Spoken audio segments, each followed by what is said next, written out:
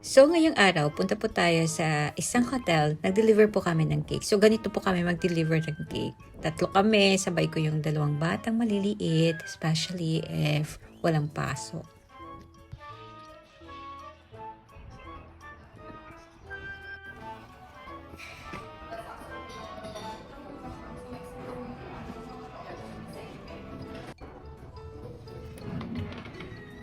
And of course, pag hotel, syempre ang ganda-ganda, napaka-dainty talaga.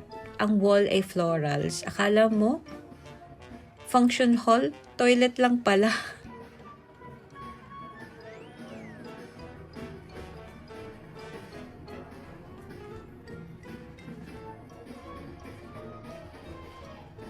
And nagulat ako, akala ko Diyosa.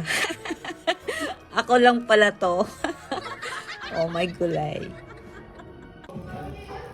Yeah, so this is the Riverly Hotel and as you can see, katabi talaga siya ng river. Okay, so meron na siyang konting history. Pero this wedding is an intimate one. 30 to 35 packs lang yata ang nakabook. Ganun. Toilet. Dali, dali.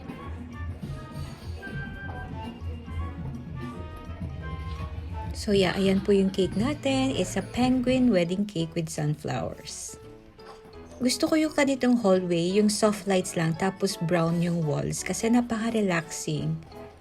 Parang napaka-earth friendly. Pag sobrang bright kasi, ayaw na ayaw ko kasi natitrigger yung migraine ko. Kaya gusto ko ng mga soft yellow lights lang.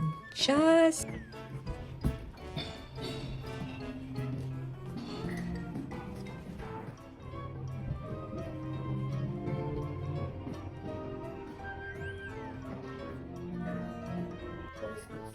So, sa main hall, merong lobby at merong munting cafe. And moment ni Gio yan.